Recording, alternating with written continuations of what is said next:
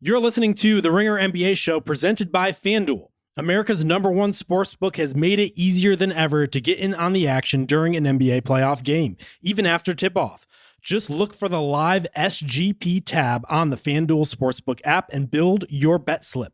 Then sit back, relax, and track the outcome of your parlay right in the app. And if you don't already have it, download the FanDuel app today to make every moment more. The Ringer is committed to responsible gaming. Please visit rg-help.com to learn more about the resources and helplines available and listen to the end of the episode for additional details. Must be 21 plus and present in select states. Gambling problem? Call 1-800-GAMBLER or visit rg-help.com.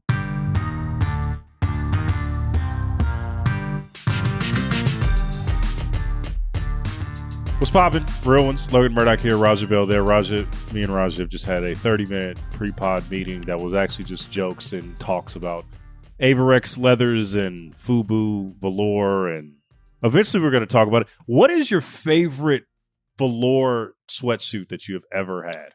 Ooh, favorite velour. That you look back and you like, damn. Listen, technically, I don't know the rules surrounding like being canceled or like I don't know the rules, but so forgive me. I'm going to preface what I'm going to say with that.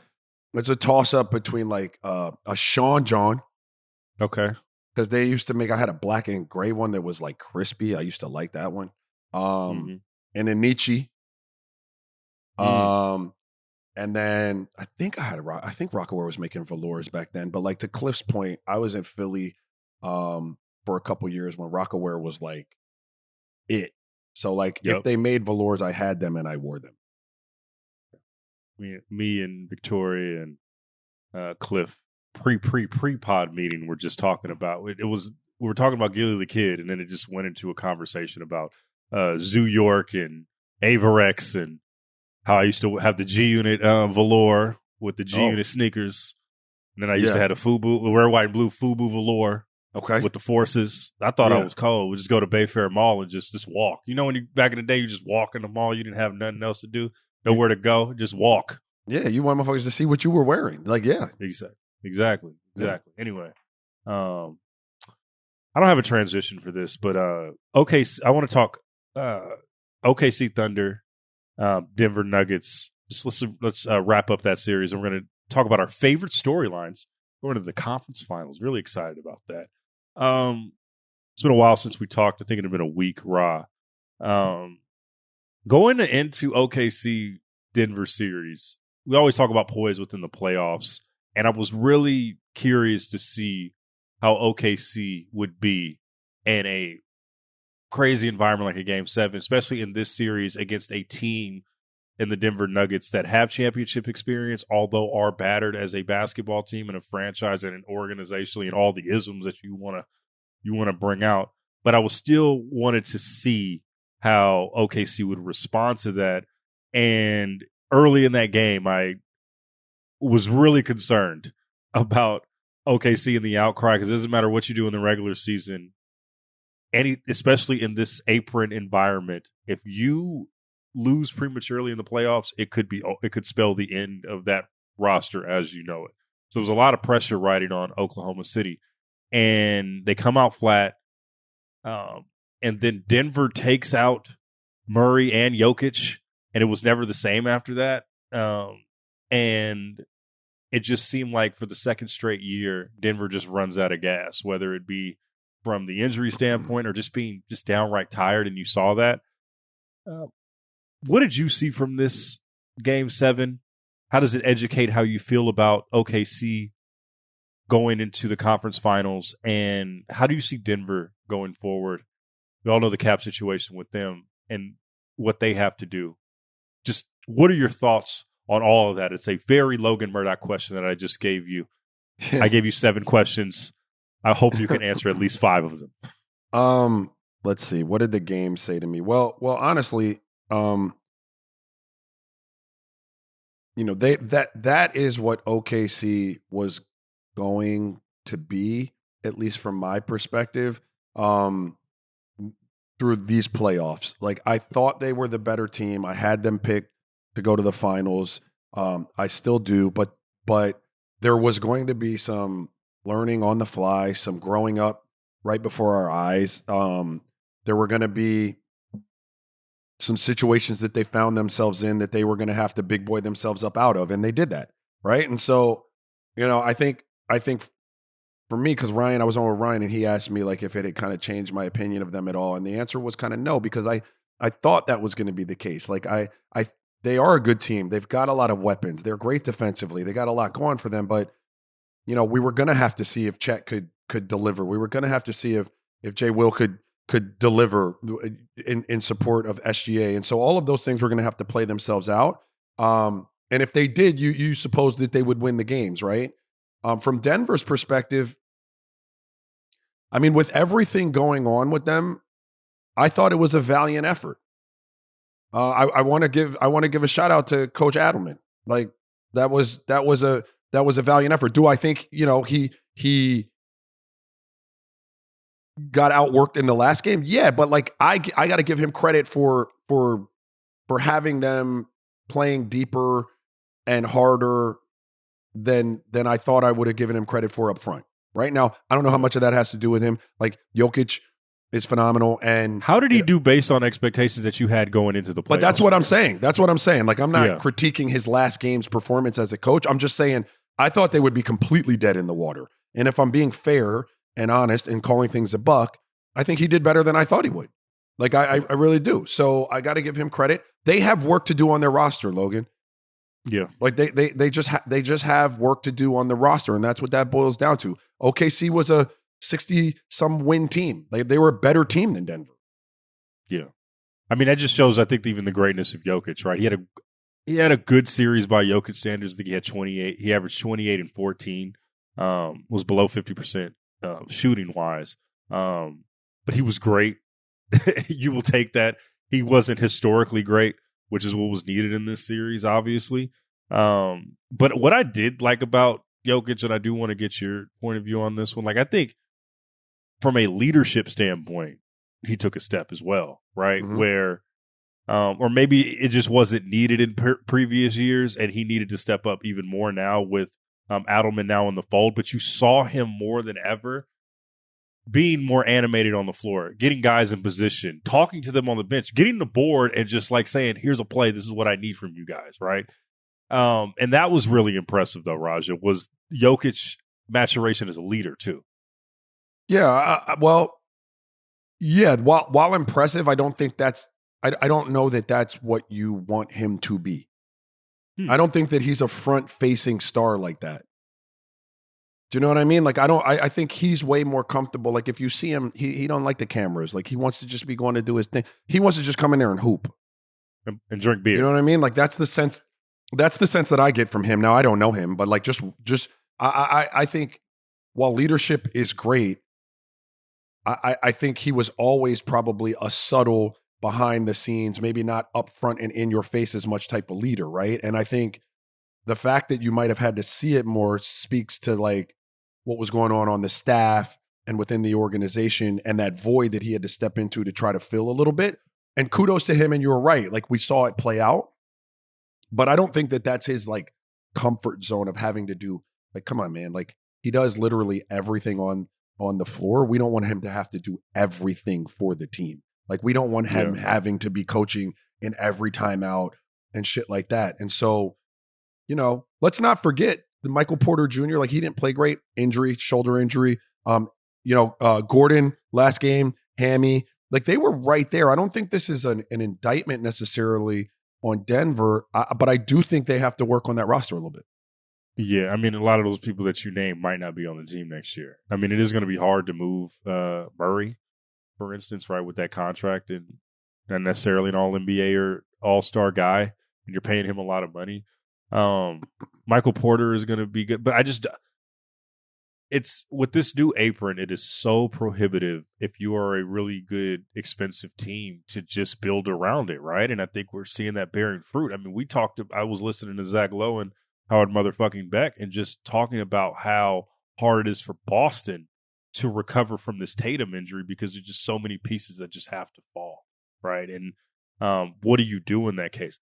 I don't know what Denver does, and this is not necessarily like a capologist-ass podcast, But it's more of just like, how do they sustain? And I don't know, because I really just think that this roster kind of is what it is at this point. And you have to figure out something. But it's been years and years of, not keeping KCP. I know that's a big thing, right? Or not being able to keep Bruce Brown. It's just really hard to play around one guy when you don't have the depth. And so, speaking of depth, let's go to the OKC. Well, before I get to the depth part, I try to go full transition, but I did want to ask you about Aaron Gordon, though, right? Before we get out of here, like, just a grade 2 hamstring is nuts, right? Like, to play on that is really is crazy. And he played really well to start the game, but that was not going to be sustainable. That's why you don't play with one of those things, right? Like, even if they were to win, they were probably going to lose Aaron Gordon for the next couple of weeks, or he was going to make it worse and not play for the next few months, right? So talk about that and what you felt about that decision and if it was the right one at the end of the day. Okay, well, let me first just touch on, you talk about the roster. Look, Christian Brown took a nice step, right? Like, what you're going to have to do is get these younger players to develop and step into Peyton Watson's come away. He's got to continue to get better. Like, that's how you sustain in this new reality that is the second apron, right? Like, you got to hit on those. They have to develop into real pieces and players within what you're trying to do.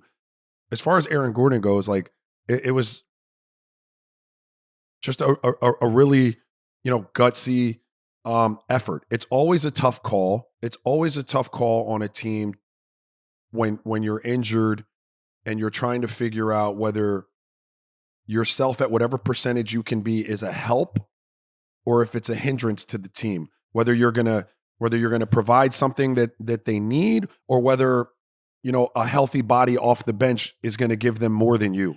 I had that in the 2006 playoffs. Western Conference Finals, I think in Game 1 in Dallas, I tore my calf muscle, and I sat games 2 and 3, and I came back in Game 4. I could not move on it. I was like Aaron Gordon in that I came out of the blocks hot, like hit like 7 quick points, and it was an emotional lift for our team. But for the rest of that game, like, I was dragging my leg around the court. I couldn't move. And it took me almost all summer to get my calf back into shape where I could be ready to play the next season. So I remember on the broadcast before I played in that game, I think it was Magic Johnson was saying that, I shouldn't be out there playing. Like, I was not helping our team. And the only reason I remember that is because I did the halftime interview, and someone, the sideline reporter asked me what was my response to that. And it was an excruciatingly tough call for me, right? Yeah. Mike D'Antoni and Magic, had my by back. the way, who had pulled his hamstring. He was speaking from experience because he pulled his hamstring in the before the '89 finals, I believe, or '91. One of those finals, he had done that. So I'm sure he was speaking from experience. Well, I didn't hold it one way or another against Magic. Like, it didn't matter to me. The call was tough to make regardless, right? Because your coach is going to want to play you. You tell him you're healthy. You pass the medical staff's eval by like fooling them, like, and your coach is going to want to run you out there and play you. Do you have enough to help them get over the hump that night? Or is this a selfish move by saying, I just want to play, and not letting the guy behind you get his opportunity to help the team? It's a very, very tough call. In his situation, I think he made the right call. I think it was the gutsy performance. I don't know that they had anything else over there that was going to be, better than him in that moment. He meant so much to their team. So, I thought it was a gutsy performance. Yeah, I thought it was too. I mean, he was also playing for his brother who passed away in a car accident. Like, there was an emotional element to this outside of the team, right? Sure. And that'll make you do some things. But that's just, I think, him, even, one of the things you said in there was like the selfish part, right? Where you might want to play somebody behind you, right? And just let them get it up. There's nobody behind him. That's what I'm saying. That could, you know what I mean? There's nobody that can play behind him in that way and that can be effective. I mean, this series, what a season for Denver in all those ways, right? You're You're playing hard, and you're right there at the conference finals. Because, like, here's the thing. If they get out of that game, they get out of that series, probably wouldn't win. I don't think that they could sustain much without Gordon against the Timberwolves, right? But, you find yourself to the conference finals based on the season that you had. It's not a bad place to go. The NBA playoffs are finally here, and there's no better way to be a part of the action than with FanDuel, America's #1 sportsbook. After another competitive season, the top teams are ready to battle their way through the playoff bracket in hopes of taking home the championship. And if you think you know how it's all going to go down, then make those predictions pay off with FanDuel and NBA Profit Boost. Simply make your bet, activate your boost, and go for even bigger winnings. Just one game on the slate tonight, OKC versus Minnesota. I'm going to take OKC, and I'm going to take the over on points for Shai, the under on assists for him, and the under on rebounds. Don't just be a spectator this season. Head to FanDuel.com/RingerNBA to download America's #1 sportsbook and make every moment more. Must be 21 years and older and present in select states, or 18 and older and present in D.C. Opt-in required. Bonus issued as non-withdrawable profit boost tokens. Restrictions apply, including any token separation and max wager amount. See terms at sportsbook.fanduel.com. Gambling problem? Call 1-800-GAMBLER or visit rg-help.com. Let's talk OKC Timberwolves, where we're having... Oh, before we get out of that, what did you think about Shai and his performance? Because on one hand, his numbers were a bit down, right? He struggled in the middle of that series, the overtime loss. The next game, I believe that was game 5, where he didn't shoot a ton, but I think it was a real seminal Shai game, where he does make big shots down the stretch on the road and gets a win. And he has the iconic moment where he smiles off the court and people are bashing him, calling him Essence Harden, which was hilarious. And then he kind of comes out and he kind of helps take that series. What kind of step was that for Shai? That's the next step in the evolution of any superstar, right? It's having playoff moments, whether good or bad, and persevering, figuring out ways to get your team over the hump and just and get a win. It doesn't matter how you win. I don't give a shit about the numbers in that series. They zone the man up 60% of the time. Numbers are going to be down when they decide they're just going to have basically 2 guys at the top of the zone responsible for SGA. Yeah, your numbers are going to be down. And so I'm not really worrying about numbers. It's whether you can get out of that series and on to the next. And he did that. I would say I don't think Minnesota zones them nearly as much, but maybe they don't need to, maybe they don't at all. But if they do, got to move him around a little bit against the zone. They need to be a little crisper in their ability to attack a zone earlier in a shot clock, in areas that are going to put that zone in harm's way, and crack the code quicker to get teams out of it. I mean, it's a big series for J-Dub as well, right? Because at times you can see with OKC's offense, they have amazing defense, which we're going to talk about in a second, and how they defend Minnesota. But J-Dub needs to be he cannot be like how he was in Game 6. He needs to be solid secondary scoring. And they can score by committee because Oklahoma City is so deep, right? With Chet, with J-Dub, with Kaysen, with a lot of the guys there, they can manufacture buckets, but their offense has been stagnant. I'm curious to see how J-Dub comes. He's one of my favorite players, can be a little inconsistent, but I think that goes to the overall arching theme of Oklahoma City right now, which is you look at the rest of the teams that were supposed to be here. I feel like they're the only ones that are left of that group, right? Where all season long we were talking about the Celtics, all season long we were talking about the Cavs. And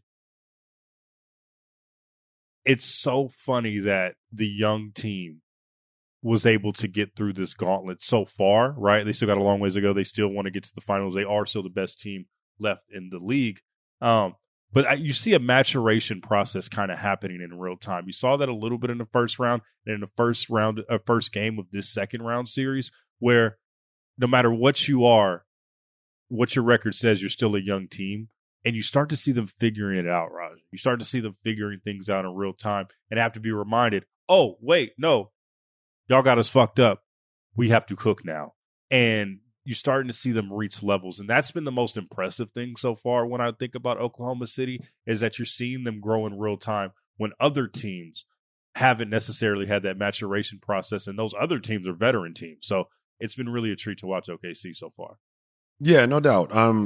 You know, again, coming into the postseason, like you thought that from a talent perspective, from a body of work perspective, they were primed to do some pretty cool stuff. But the question is always, how quickly do you grow up? And that's not just in basketball, right? Like that's in that. How quickly can you learn from these mistakes and not make them the second time? Does it cost you a series? That series then cost you the year. Like, do we learn it on the fly quick enough to? And they've done that, and it's been pretty cool to watch. And now you'll get to see two young superstars like lock horns. It should be very, very entertaining. What do you want to see from Shai, and what do you want to see from Ant in this series? I mean, I love them both because they're both two-way guys, right? Like they're both guys. I talk about this a lot. Who can impact the game, in multiple ways. Like I always reference my son Ty because I look through basketball, or I look at it through his lens a lot. And a lot of these pros I use as like teaching points for him. He had a live period up in Ohio this past weekend, and he had the flu all weekend, right? And he was like, I could see his body like wearing down, and I just kept reminding him about hey man, if by chance you're not scoring the ball, there are ways to impact the game, and that is very, very valuable. And so I use those two as like teaching tools for him, right? Like, and it wound up happening. Like he didn't have a great one, and he was still out there defending and rebounding and trying to play. And so I'm looking for both of those guys to play through whatever hiccups they may have offensively, if they should rear their heads in this series because of a game plan from the other side, to continue to be the champion that they are, to have the eye of the tiger, so to speak, to be aggressive, to be defending, to be boarding, to be present in a way that makes their team feel comfortable and confident, even if it means that the rest of them have to step up around that player, and support them. But you still have to be the human being, the leader, the presence that you've always been, right? And I'm looking forward to seeing how each one of them, given a game plan that's devised to stop them, if it should work, how they manage that. Yeah, I mean, I'm really curious to see how Shai does in this moment. I mean, they have already lost to Minnesota already, right? And that was pre-Hartenstein. That was a different roster, and also they were younger. But I want to see how Shai plays when he is the favorite against this, right? Or because there's the next step, because you listen to every podcast, you take every prediction, and we're going to do our predictions in a second. But by and large, OKC is expected to win this series. They absolutely should, right? They have the depth, they have the star, they have the crowd.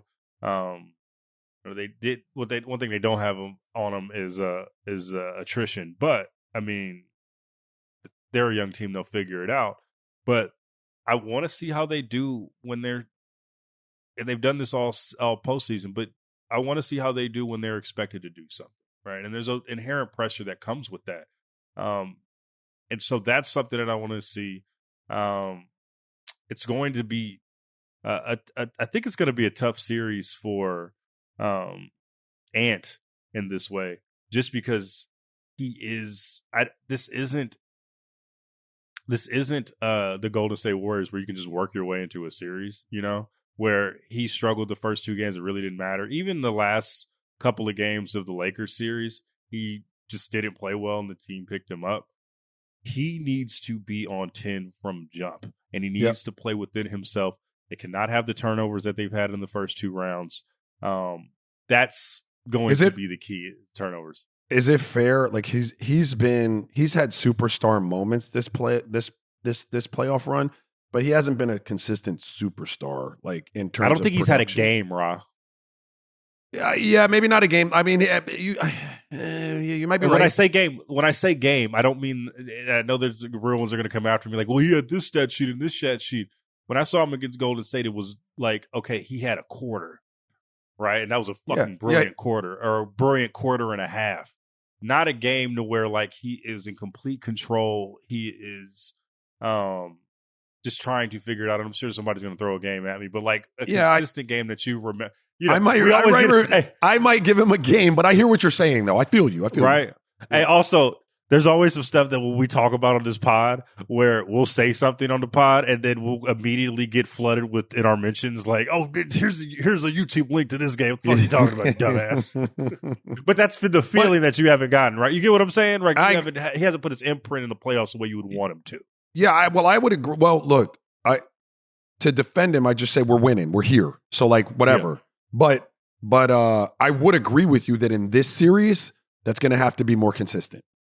Absolutely. Yeah, it's just got to be more consistent. And that would hold true. You know, whoever you're playing as you level up throughout the course of a playoffs is going to require you to play better and more consistently, at least theoretically. So like he's going to have to be on point. I would agree with you. What do you think about the match between him and Lou Dort? Yeah, I mean, look, they're going to throw Lou at him. They got a lot of they got Jalen Williams. They got a lot of people to throw at him. They got, a lot of this series is going to depend on, for me, offensively for Minnesota and what Ant is able to do. Or maybe not what he's able to do. That's the wrong way to put it because it makes it sound like he's dependent on Julius Randle to play well, and I don't believe that to absolutely be the case. But man, he could get so much more breathing room if Julius Randle keeps up his level of play. Yeah. Right? Yeah. Because if he really is supporting in the way that he's been supporting and he's producing in that way, the defense can't tilt in the way that it would want to tilt if it was just Ant out there, and that was the only fire you had to put out. The thing that concerns me if I am Minnesota is just how their offense can get a little stagnant at times because there's a lot of one-on-one play, right? And also, like, Ant sometimes isn't decisive with the basketball in the way that you would want him to be. And they just have offensive lulls. You know what I'm saying? And that requires Ant to be decisive, and it requires Randle to be decisive.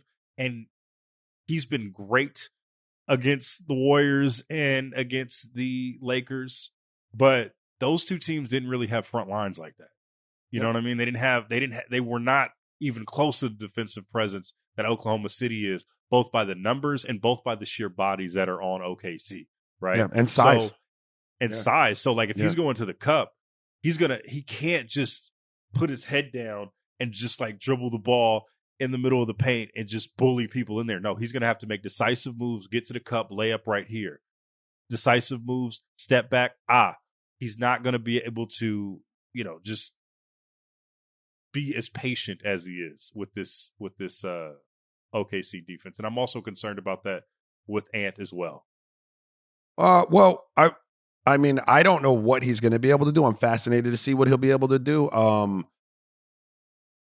While it might be more difficult around the rim to get to that right shoulder and to that left hand the way he wants to, you could make an argument that because of the matchup, if it's size out on the floor, that he might have he might have his way more out on the perimeter, if you will, and off the bounce. But it's just going to be, the chess match is going to be really fascinating. And again, I think that Ant, with the support, if he should get it, it would alleviate, this is all, a lot of this is all about like the amount of stress for a young player that's on you to win it on your own, right? Like even SGA, phenomenal games, but man, you need a little bit of help.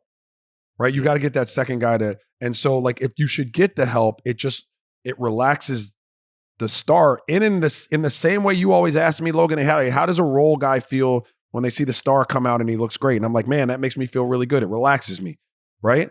Well, from a star's perspective, it works the same way. Like, I know I'm getting support around the edges, bro. I can just roll. I don't have to be perfect tonight because I'm getting help. So that's going to be interesting to see both sides.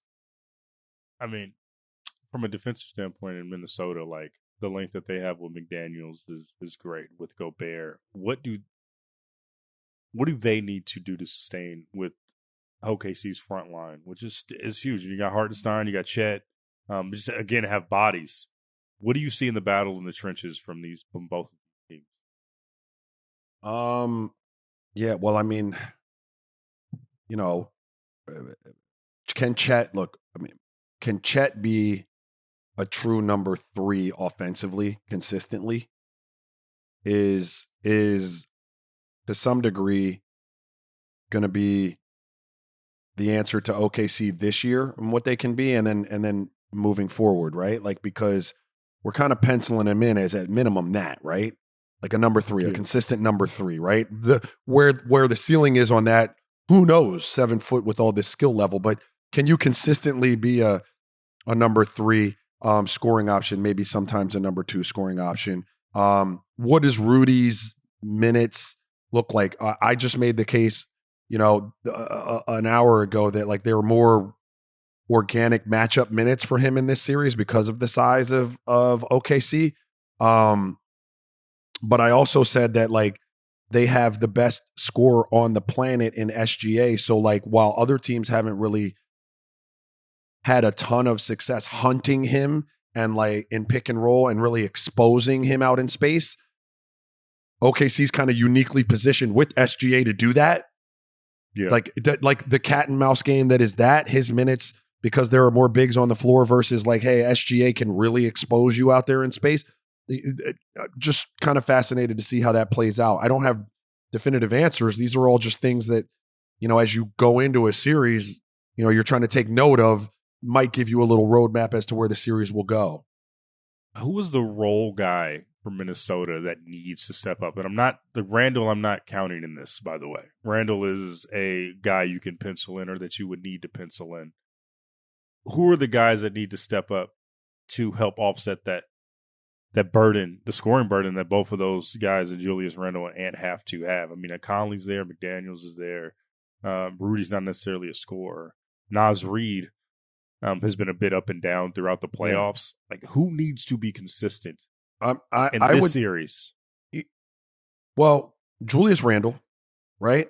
And then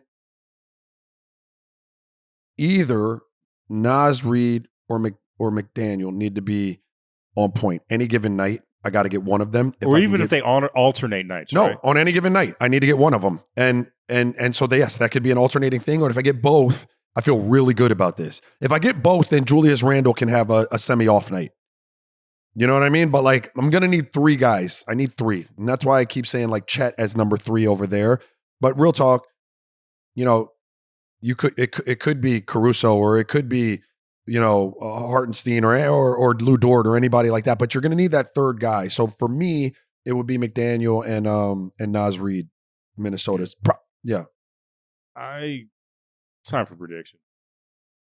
I really like Minnesota. As you know, I really love Ant. I just don't think that they're deep enough at this stage of their season. And OKC getting out of that series was really bad for Minnesota.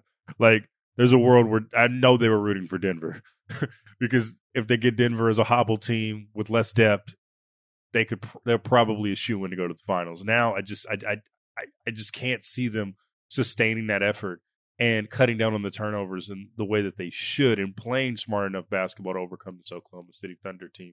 And that's okay, but I'm going to go with the Thunder in 6, Raja. Yeah. Man. Yeah, this is a tough one for me, but I picked OKC, and I'm going to stay with OKC. Going to be a really interesting physical. The playoffs have been physical in general. Yeah, it's going to be interesting to watch these two teams like beat each other up. I do think though that OKC, from a defensive perspective, even Minnesota's great defensively too. If Minnie's got a propensity to turn the ball over a little bit, that really fuels OKC. Like if you give them some freebies and they're out in transition, I mean, you saw it at the end of the second quarter in Game 7. Like it was right there, and then Denver just fumbled 4 balls, and it's a 14-point game. So anyway, I'm gonna take Denver. Tight one. 6 or 7. I don't know. You're gonna take OKC. Sorry. OKC. Sorry. That's what I meant. Cut that in post. Leave it in. Either or. Okay, for sure. I'm not. I mean, who were we, professional? This game 1 is interesting. No, this game 1 is interesting in this series, though, Roger, because you have a team in Minnesota who last round just wet the bed after having an immense amount of rest going into a series, and they have that same amount of rest going into this series. It's starting on the road. They could get blitzed, and this series could be over before you know it if they're not on their shit. And I can't see. I mean, it's just so hard to predict. Predicting is so difficult. But I cannot imagine, having already done that they come out and do that again. I can't imagine that.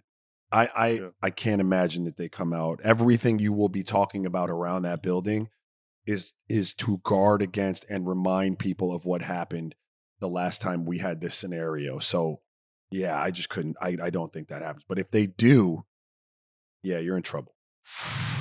Welcome back to Pack Watch with Jomi, who is ready to make you feel worse about your team than you already do. What's up, real ones? You know who it be.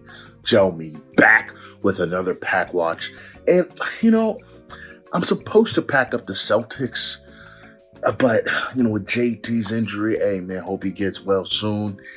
And I could go on and on about, like, the fake dynasty, one chip dynasty, all that stuff, but something's really weighing on me deep in my chest. And so I want to give a Pack Watch to CJ McCollum and Grant Williams for what they did to my beloved basketball league. How dare you? This CBA is garbage, man. You cannot build teams with the way the league is structured now, man. What happened to that? Oh, parody this, parody that, brother. That's not what gets us hype, dog. Now, I don't think like Golden State and Cleveland should ever go to the finals 10 times in a row, right? Obviously, nobody wants to do that. But man, you can't keep nobody on your team no more. Your team gets good, too expensive. You got to blow it up. We've seen it over the last couple of years, man. We've seen it with Denver. We're gonna see it with Boston in the summer, dog. It's no fun no more. You can't keep teams together, good teams, man. And that's not good for the league, according to me. I feel like we complain about basketball this, basketball that. I feel like this is the root cause. Grant Williams, CJ McCollum, come on. What are y'all doing? You're ruining my game. And that was Jomi Adeniran with the Pack Watch. Let's talk about nostalgia of Raja's childhood, which is Pacers, Knicks. I do not have a feel for this series. I just want to get my popcorn and watch it. I don't really I don't know what is. I just have questions for you right now. First of all, how's the Bell household? Is everyone excited for this? Is there a lot of Knicks fans talking shit in the group chats that you're not responding to? What's this series doing to the Bell household and the Bell family as a whole? No, we're good. We're good, man. We're so busy. We don't really have no one's locked into these playoffs other than me, Ty, my wife and I, right? Like everybody else is just busy doing their thing. But we're gonna have some Knicks fans sitting on the couch watching the games, but we're not into it like that. No propaganda happening. No orange and blue skies. No, none of that. We don't get that. No. You've been getting a little Knicks propaganda in the group chats. Is all I'm saying. That's all I will say. But you, Raja Bell, have been really. I don't know. You say you're not a fan, but like we'll see you in the group chats. Putting gifts that say "Let's go Knicks." Is all I'm saying. Did I have one that said "Let's go Knicks" in there? Yeah, you kind of. Yeah, you were. Like, I mean, that's more congratulatory for a friend who's a huge Knicks fan. Like, that's more right. Like, I mean, that's not necessarily me being like, "Fuck right, let's go Knicks." That's more like paying homage to like, "Yo, bro, you guys did it. Congrats, dude. Hey, man." Okay, let's talk about the series, and I promise my prediction will not be predicated on the fact that New York is great in June, and then I may or may not want it really. But let's talk to the series. Can we do that? Can our bosses listen? Can we go to New York in June? Can we go to the game? I want to go to New York in June. Can we take the show to like a finals game? Can we do that? Ben's not on here. Who makes that call? Howard's already there. Connor Nevins. We're out here saying names. Connor Nevins. Let's make it happen. Connor, my boy, real ones, New York was popping. Okay, we got to get to the series though. We actually have to get to the series and talk through it. Halliburton, Jalen Brunson, Mikal Bridges, Karl Towns, Pascal Siakam. I'm saying all these names. You're saying names. Very balanced. I'm saying names because there's very much of a balanced series, and it matches up very well. Like, what gives in this series is the first question, Roger. Like, what, I just do not know. I'll just start there. Yeah, I don't know either. It's a tough one. I mean, this is a fantastic two Eastern and Western Conference Finals like matchup. These are two series where I can tell you I really don't know. Like, I don't know. I think there's a little bit more of a juxtaposition of styles in the Eastern Conference than there is in the Western Conference. Like, they look like each other kind of over there in the Western Conference. Like in the Eastern Conference, I think a lot of it's going to be predicated on pace of play and what style of game we get into.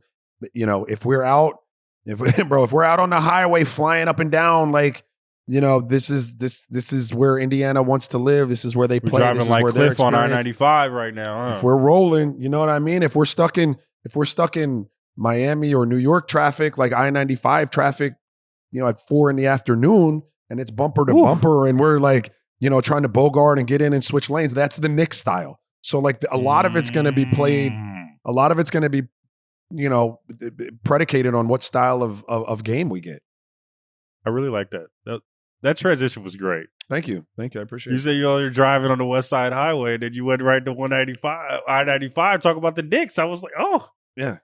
I mean, listen, sometimes. You do your thing, man. You could be a writer one of these days. You could do it. I think you could do it. Write a big profile.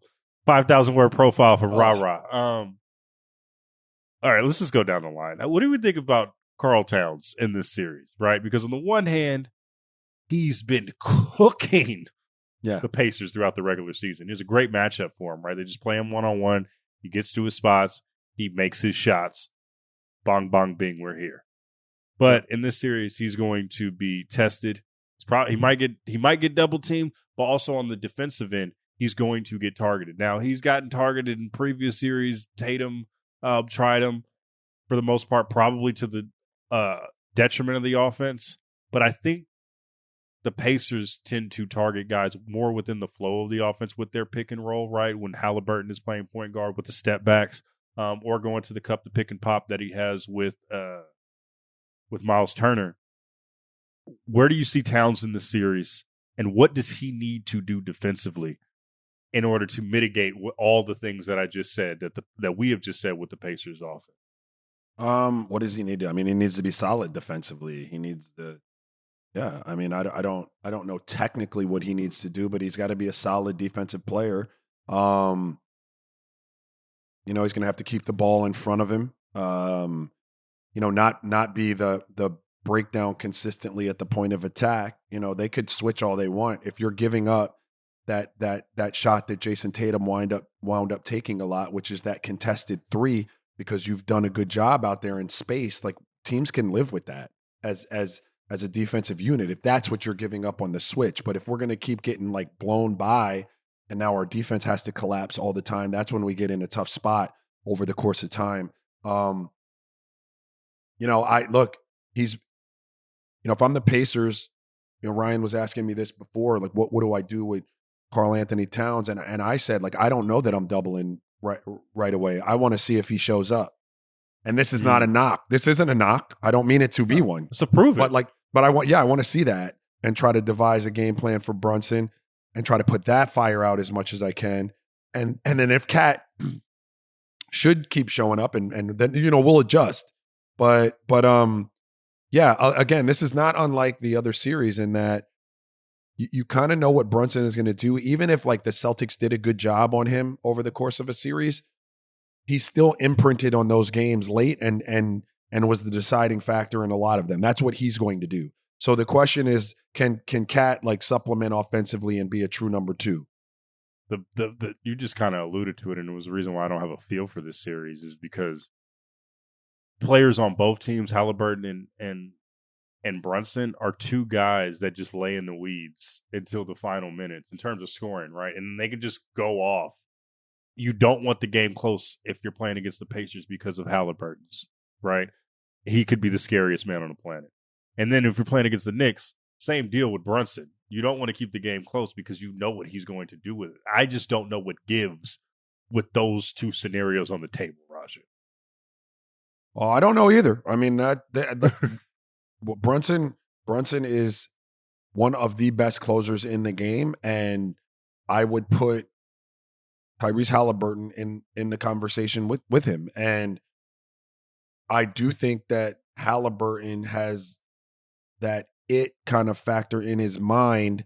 You know, sometimes you have to have that type of delusional belief in what you can do in those moments. And that allows you to just do that over and over again. I mean, it sounds corny, but like sometimes you just gotta feel like, you know who else had that is like Robert Horry. Yeah. Like just, it's not delusional in that you're not a great player, but it's like in those moments, I'm even better. And so, Bro, there was this dude that I used to skip class in high school to go to PE class. And I'm not going to say the dude's name, but he would suck all game long. He had a shot like, I'm glad we have video now because I can show. He had a shot like this, right? We'll just throw that shit, right? Miss everything. But when that shit was like 6-5 and we're going to 8, cash. Yeah. Cash. I'm walking out. Hate that. That guy had I just triggered that moment. Yeah. You said he had the Larry Bird? No, it wasn't. It went to his back. His like mid back. Crazy. And it was side like this. Look, say what you want, man. Some people just have that clutch gene. They have that clutch mental space that they can tap into that just opens up another level of belief. You know what I mean? And both of those guys have it. So, if these games are crunch time games, if these games are 2 3-pointers with 3 minutes to go, I mean, I think we get a fantastic Eastern Conference. I don't know which one do you think? Who do you trust more in that moment? Right, like offensively down. I mean, you had to right now. It's very marginal. It is. It's a fractional thing, but I'm going to go Brunson because of his variety of shot making, like his variety of ways to create a shot and score. He so confidently throws up bullshit and it goes in. Yeah, that's not bullshit though. That's not bullshit. I meant that affectionately, by the way. No, I know. You know what I mean? I know. Because, yeah. If you're a defender, you're probably saying that's bullshit. It's not going in. It goes in. There was a play, Roger, real quick. I remember Game 4 of the first round against the Lakers in 2006 when everybody talks about the shot, and I'm sorry to trigger you guys won the series, so you don't give a fuck. But everybody talks about the shot in Game 4 where he hits the shot at the free throw line. Who's this? The harder shot, Kobe. Oh, Kobe. All right. When Kobe hit the shot at the free throw line at the buzzer. But the harder shot was when Smush got the steal and passed it to Kobe, and he did that like shake. He shook the shot at Diao and threw it to the sky, and it went in. That was like the Euro. Did he Euro? He Euroed around me, I think. It was something. It was a great move. But like you guys defended that still very well, and he threw it at the sky and it went in. I know y'all was like, this is some bullshit. That was a bullshit shot. That's how I feel like when I say that people say that Brunson throws a bullshit shot, or I think it's because like it's great and he knows it's going in. But you guys are like, no fucking way. And it goes in. Oh, great. Yeah, great players will make stuff like that look very routine. And yeah, man, like did you think that Kobe shot was bullshit when he threw it to the sky? That it was gonna go in?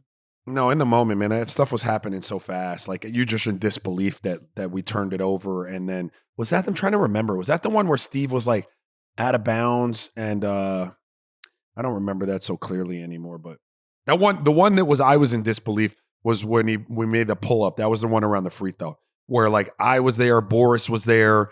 We could shot over like 7 dudes. Yeah, they're like shit, man. That's tough.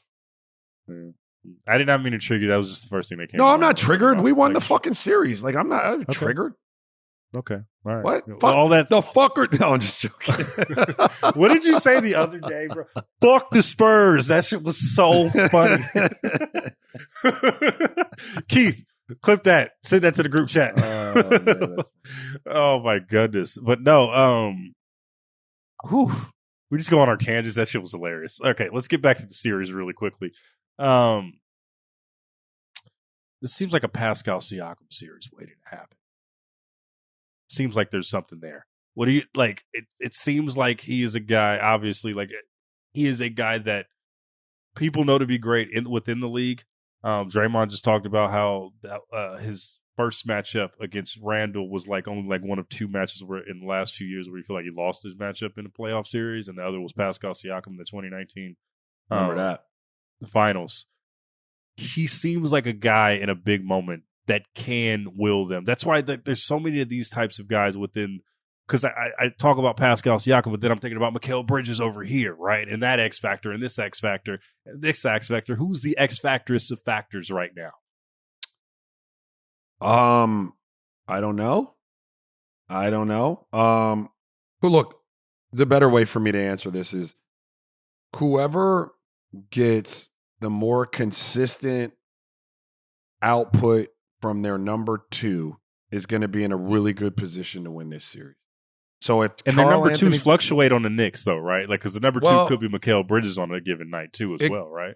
It could be Mikal Bridges for sure. But I think it's Karl Anthony Towns. So if you're telling me we're gonna pencil Karl Anthony Towns and he's gonna rotate with Mikal Bridges, fine. But whoever gets the more consistent play. But this isn't anything new. I'm just repeating like this is just what it is at this point, right? Who's going to show up? Yeah. Who can we count on to show up? And from, that's when when I'm talking about my team. When I'm talking about defending the other team, the question is, who can we take out of the equation? How can we get them out? Right? And whoever's able to execute those little wars, or battles within the war, I guess, it is going to be the team that has the better chance of winning that. Yeah. All right. I want to save room for some Philly talk. Let's get to the predictions right now.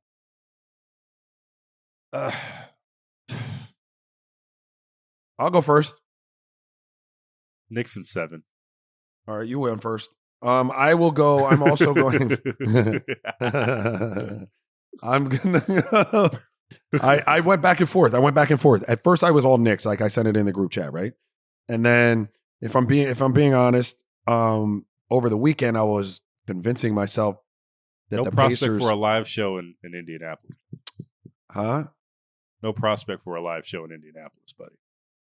No, I mean, listen, I love maybe Indy, a reservation at St. Elmo's, but yeah, I don't know.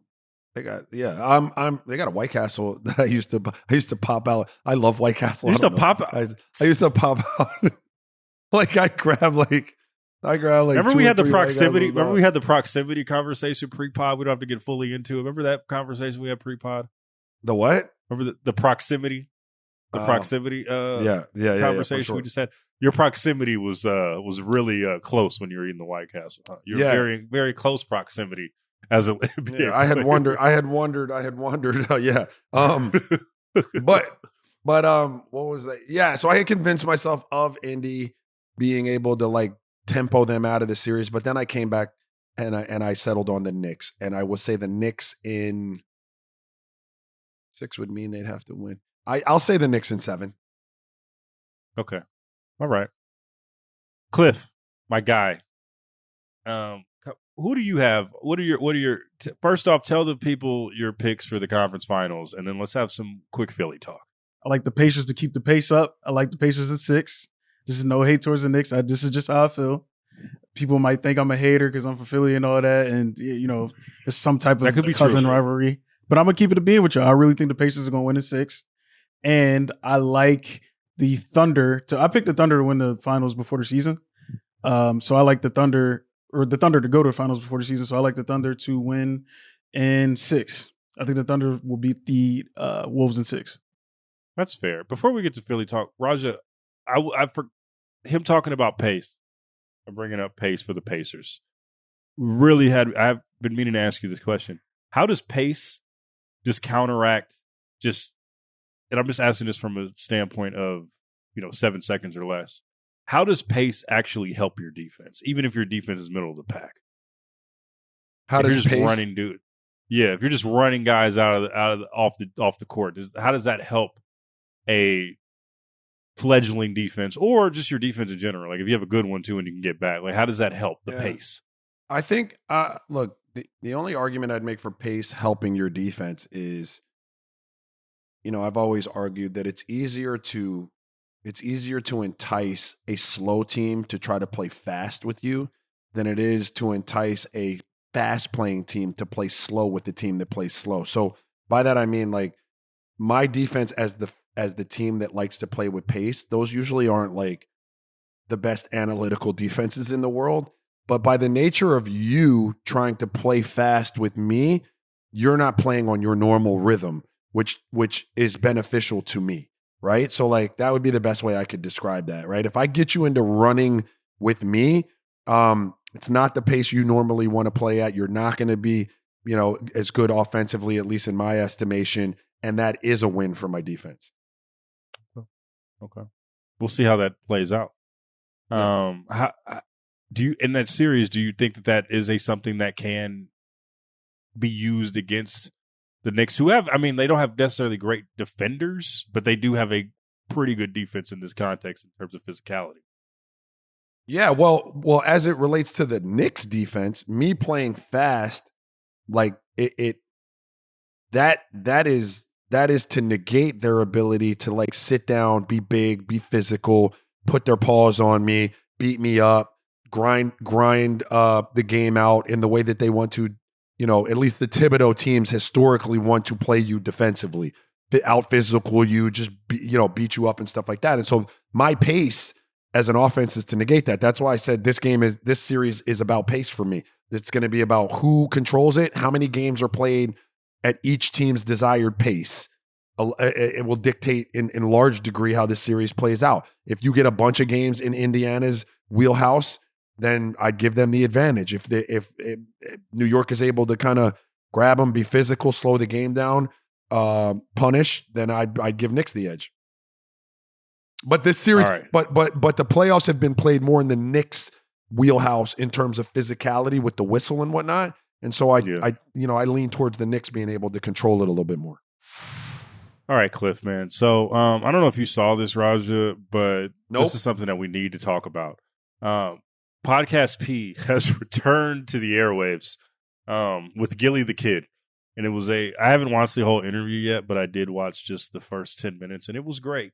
GIllie just talking and crashing out just about Philly sports. Just looked like a normal, just Philly guy, just saying, how much he fucks with Temple, how he fucks with all Philly teams, and how he doesn't give a fuck.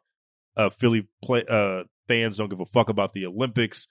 And B needs to get in gear. He's the greatest player on earth when he actually decides to play basketball. There's a lot going on here.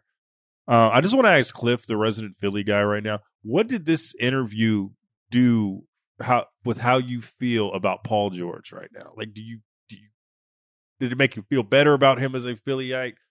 Do you care whatsoever? What was GIllie's performance like? I just want to what did this interview mean to you? First and foremost, shout out to GIllie, shout out to Wallo. They've been doing great things around the city, helping people out, helping small businesses out. They two of the best in the city, and they do it for the youngins too. So shout out to GIllie and Wallo, man. I think I come out of that seeing that GIllie finally gave Paul George like the true Philly fan treatment. We needed somebody that wasn't part of his crew, part of his group, part of his entourage to let him know like, yo, we really give a shit about basketball and all of our sports here. Logan, you sent me the clip how GIllie said, I'm a Eagles fan, I'm a Flyers fan, I'm a Sixers fan, I'm a Temple, Drexel, Villanova. I'm a Soul fan. The Soul hasn't existed for like a decade, so that tells you how much GIllie truly loves the city and how much sports fans really love Philadelphia. So I think Paul George just kind of got a shot in the arm there where he was like, oh, yo, like this is like this ain't the Clippers. Like this is for real here. This is a East Coast city. As you know, we got a pod on here called East Coast Bias. We go hard for our teams. We ride out for our teams. And the Sixers Philly special, baby. Shout out to Philly special. Shout out to my guy Shield. We're going to be on there later tonight. But yeah, like, I think Paul George just knows, like, yo, these people care. They're not trying to hear none of the bullshit. They're not trying to hear about no injuries. They're not trying to hear, by the way, all valid excuses. He did have some pretty bad injuries going into the season. Or not going into the season. He got during the preseason. But yeah, I think he understands what it is now. I think he knows, like, yo, I can't mess around here because they're going to give me hell if I don't, you know? I said this, Cliff, last summer when he went to Philly, that he probably underestimated just like how much they're going to hold him accountable. Yeah. And it really came to bear. There's a thing called the Philly wake-up call. Raja has played in Philly. He knows what it is. But I am curious to know, Raja, what was your Philly wake-up call? When did you know this shit was serious? I got thrown right into the right into the fire though, man. Like they were basically in the playoffs. They were the number 1 seed when I got there, so it happened to me pretty quickly. I mean, let's see, bro. I think probably when the Game 7 of the Eastern Conference Finals, if I didn't know at that point, and we pulled up to the arena, and like it was already packed. Mofos was already out there, like at a football game, kind of tailgating. Did you see a young light-skinned kid with like a beard and like he may have been 7? I have a beard back then. I have a beard, and he had maybe a little flat top just through the gates, like yeah. The Rocky theme was blaring. Then after that game, like I didn't know what role I'd play in that game, but like after that game, what my like next month in Philly turned into was probably my introduction to that. Like I've shared stories, like I'd come out of the arena and they'd be shaking my car. I'm like, you're going to tip over my Escalade. Like, this is crazy. I go to King of Prussia Mall, and I've always been able to walk in a mall and not like with whatever or whoever. It's not a problem. Anywhere, any team I've ever been on. But I'd go into King of Prussia and the whole mall descended on my family and I. Like that's when I was like, oh yeah, this is different. This is a different animal. Every time we talk Philly talk, the smile on Cliff's face just gets wider and wider. Like I wish we had some of the pre-pod talk because y'all was talking about getting streetwear, blowing City Blue. Shout out City Blue back in the day. Shout out to City Blue. Yeah. Okay, all right. You say it. Yeah. Who was the vet again that held you down in City Blue? Because AI couldn't go because he's Michael Jackson. He was too famous. I had a lot of vets that held me. I had a lot of vets. Vontigo Cummings, not too much older than me, but he was a vet. He'd already been in the league. He'd take us down there before we really had enough to get our own. I mean, who else did I say? Derek Coleman used to take us and look out for us. Shout out to Deke. It wasn't City Blue, but Dikembe Mutombo used to hold us down. East No, George Lynch. These dudes weren't really taking us shopping, but like they'd have you in their crib for holidays and stuff like that. Like Aaron McKee. There was a lot of good vets on that team. Oh man. Oh goodness. Cliff, how you feeling right now, dog? Like it's just like this Philly propaganda. T Hill, Tyrone Hill. I gotta give a shout out to T Hill. He used to let me roll with him like as a yeah, no doubt. Matt Geiger. Like Raja was just talking about my childhood, man.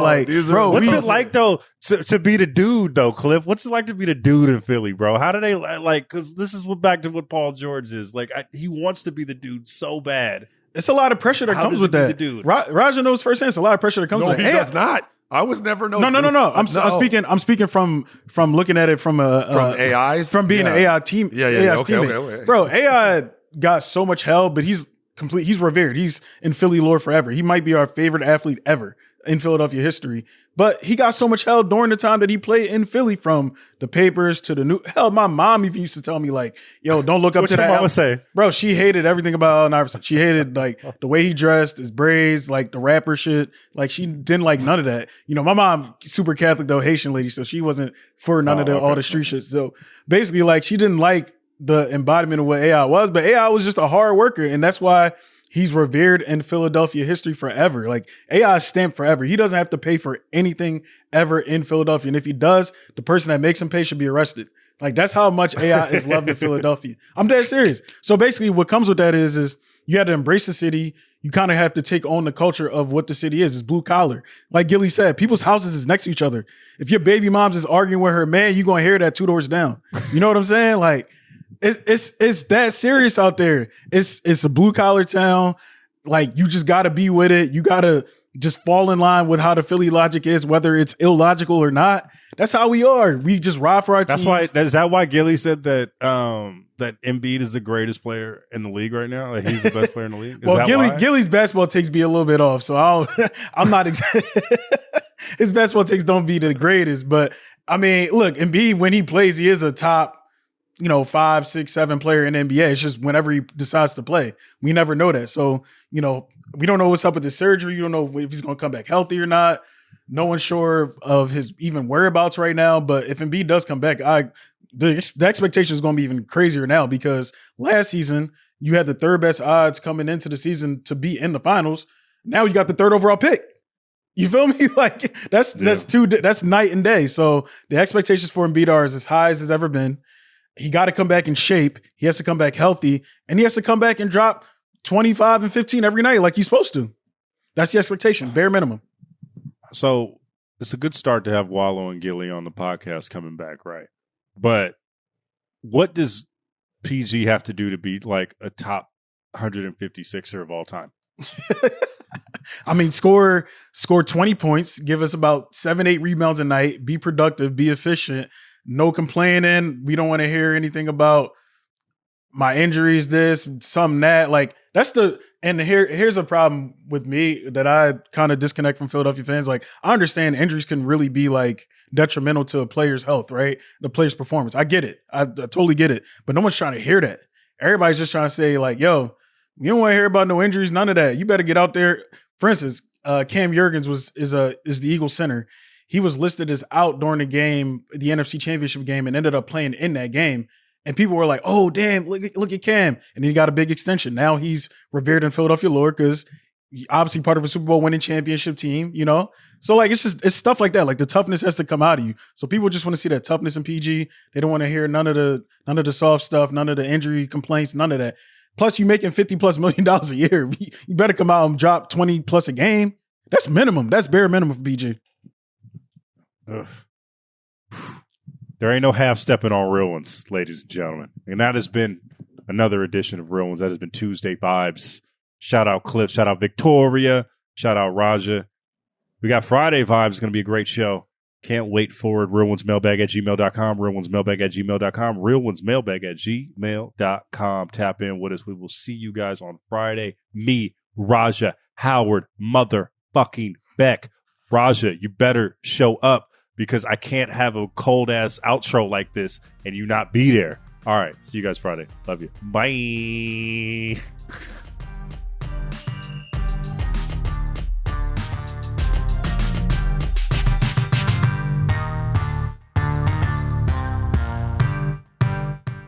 Must be 21 years and older and present in select states for Kansas and affiliation with Kansas Star Casino, or 18 and older and present in D.C. Gambling problem? Call 1-800-GAMBLER or visit rghelp.com. Call 1-888-789-7777 or visit ccpg.org/chat in Connecticut, or visit mdgamblinghelp.org in Maryland. Hope is here. Visit gamblinghelplinema.org or call 1-800-327-5050.